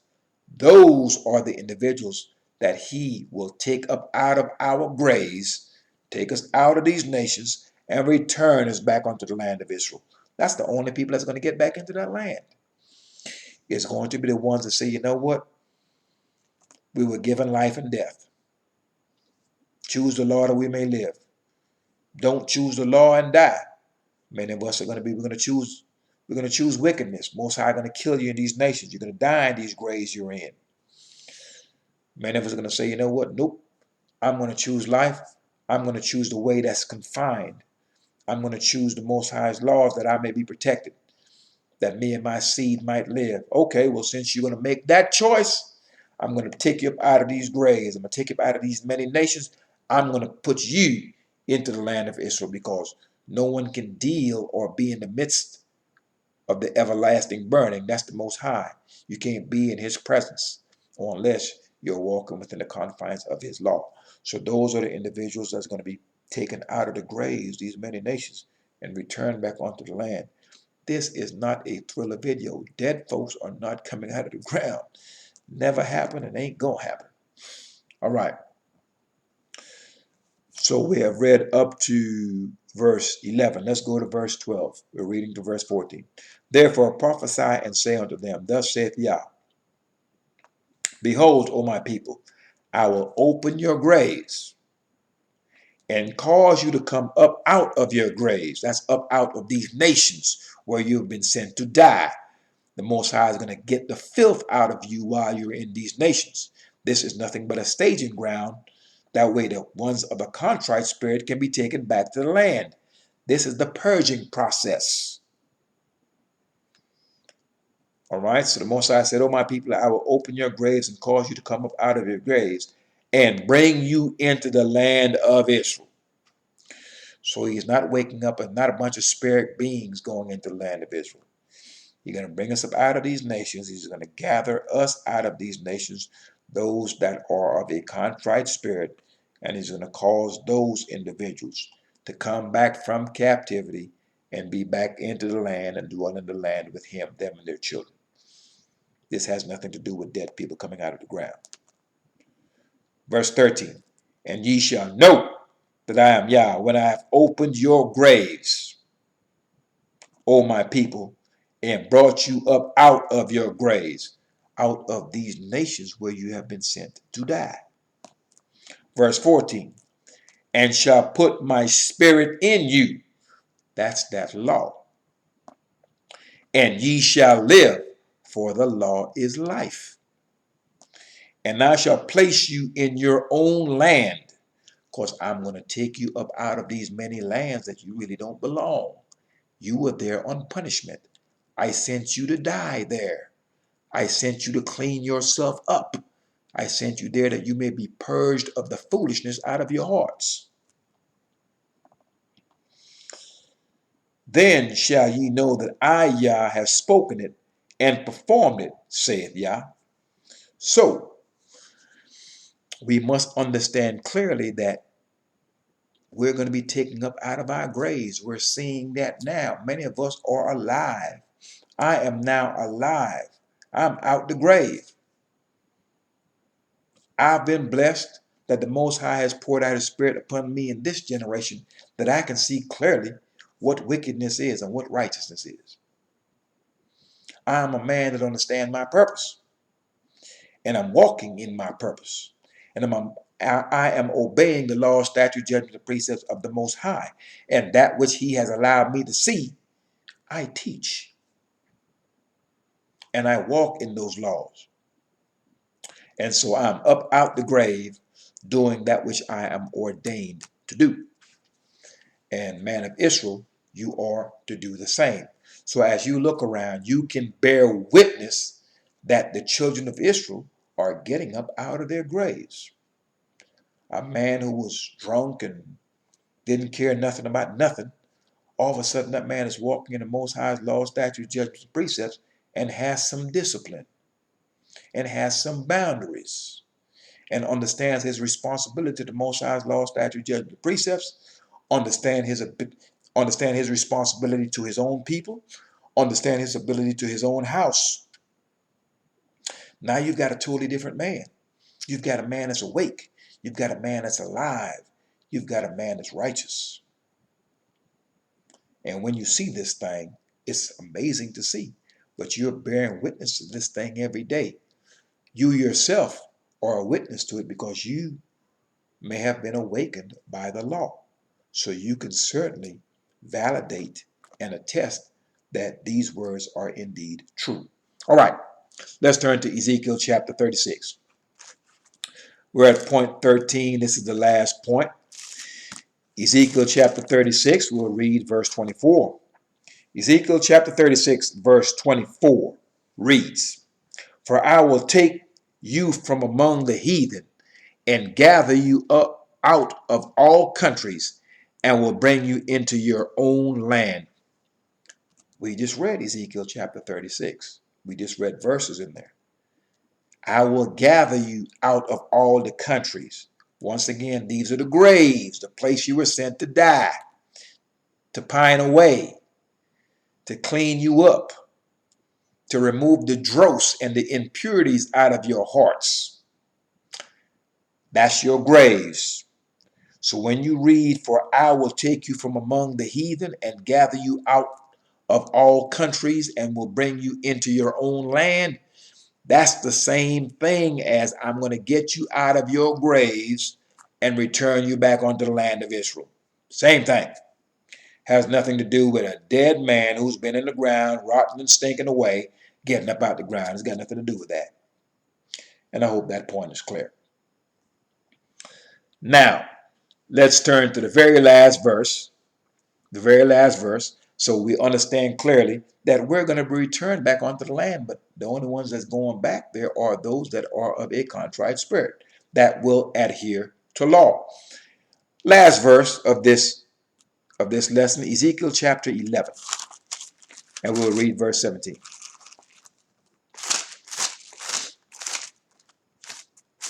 Ezekiel chapter 11. Ezekiel chapter 11 and verse 17 reads, Therefore say, Thus saith Yah, I will even gather you from the people, and assemble you out of the countries where ye have been scattered, and I will give you the land of Israel. So, what we have seen and we have bear witness to is all that we have covered for the past almost 2 hours. What we have not seen yet and have not experienced is to be returned back onto the land. But before we get back into that land, there are people in that land that needs to be removed. Remember, before we went into the land, there were some folks that had to get out of there, had to be removed before we can come in. And so therefore that process is no different this time around. There are those in the land that's got to go. And for us to be freed out of these many nations where we are captives, these nations got to go. So the Most High is in the process of destroying nations. So you're going to see violence in the midst of you, wherever you are on the earth. It's going to be violence, i.e. wars. There's going to be violence, i.e. plagues. There can be violence via destruction, floods, famines, winds, high winds, hail, rain, etc. And the only protection that you have from these things that's going on around you is going to be the confines, the shelter of this law. So we have seen all that has transpired this far. And we have been able to bear witness to the words of the Most High. So we must now stay the course that we may see the final result, that being that we be gathered out of these nations and placed back into the land of our forefathers. That's the next piece of this puzzle. We have seen this much and have been allowed to understand this much. He is not going to allow us to see this much and not allow us to see what the end result's going to be and be a part of it. So the only way that that's going to be cut short is if we decide to just turn back and go do something crazy. So let's continue to walk in the Most High's law, statutes, judgments, and precepts, and to remain anchored within this law. Do the things that's right in the sight of the Most High, that all that you have seen thus far will not be in vain, that you will be a part of that final result when us and our children will be respected by the heathen. The heathen will fear us. We will be placed back at the head of all nations. No one is ever leading us, ever. We do the leading, they do the following. We return back onto the land of our forefathers. That temple is up. Sacrifices are being put on. All these other nations that hated your guts, they have to come up to you. And you have to teach them the Most High's law, statutes, judgments, and precepts, that they may walk in it. So now you go from being at the bottom to being at the top. And your whole purpose is to see and to bear witness to all of this. And the only way that's going to be possible is you're going to have to walk in law. And you're going to have to remain steadfast in it. And do not allow anyone to pull you away. And certainly do not allow the current of wickedness. These nations is nothing but a sea of wickedness that's trying to pull you away from the Most High each and every day. And you're not to allow that to happen. So this lesson pretty much covered some of the things that you are bearing witness to. The goal is, as we continue to turn to the Most High with our whole heart and our whole soul, and to strengthen ourselves in Torah, we will see the quick demise of the nations and those around us. And everyone is going to be given a choice. Either A, once you've heard this word, you can either walk in the Most High's law, statutes, judgments, and precepts and live. Don't perish and die. And that's your choice. So make your choice and stand in it. But once you make that choice, there will be no fence jumping. Time is getting short for you. Look around at what's going on within the whole earth. Peace, Israel, and Yah bless. Thy righteousness is an everlasting righteousness, and thy law is the truth. And peace to the stranger that will take a hold of the Most High's law, statutes, judgments, and precepts, and will do them. Peace, and Yah bless.